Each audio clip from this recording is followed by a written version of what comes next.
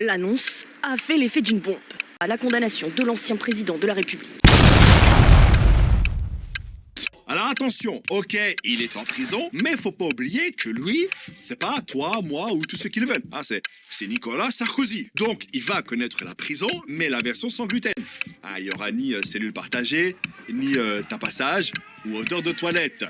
Même des étudiants du Crous ne sont pas aussi bien logés. Au total, 19 cellules individuelles, grandes de 9 mètres carrés. Elles contiennent un lit, une armoire, un bureau, une plaque de cuisson, une douche, un sanitaire et éventuellement une télévision et un réfrigérateur. Et la présence d'un téléphone fixe, disponible 24 heures sur 24. En gros, vous êtes là à peu près 20 heures par jour dans cette cellule, c'est ça? À 3. Effectivement, on a pu voir sur les plateaux de la petite bande à droitard que quand s'agissait d'un des leurs, on commençait à s'inquiéter des conditions de détention. Il faut voir le décalage qu'il va vivre.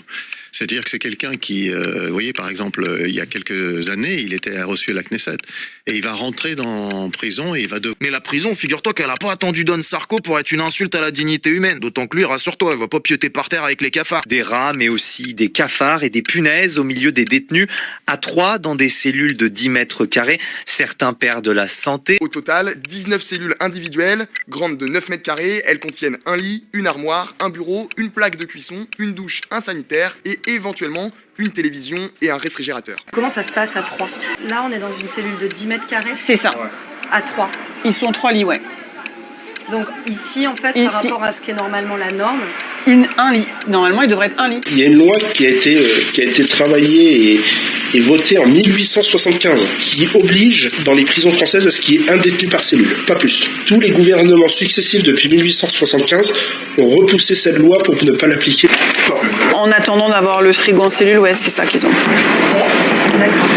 Et les toilettes, elles sont ici. Quand on va aux toilettes, c'est le moment vraiment intime qui fait qu'on n'a surtout pas envie qu'il y ait quelqu'un qui puisse voir, entendre, etc.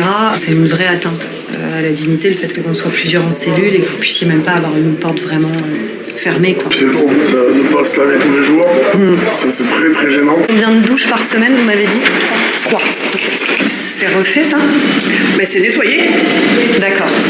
Et là où lui, il va pas y rester longtemps, parce qu'on va rapidement le trouver assez digne de confiance pour avoir le droit d'aller tester son déhanché avec son copain Balkany à la fête de la ZIC. Combien il y en a qui ont préféré sortir les pieds devant plutôt que de continuer d'endurer la violence du système carcéral, broyé entre la surpopulation et l'isolement social, entre l'ennui, l'absence d'intimité, la maladie, la négation de soi à l'intérieur et le mépris des autres à l'extérieur. Faudrait lui éviter l'humiliation.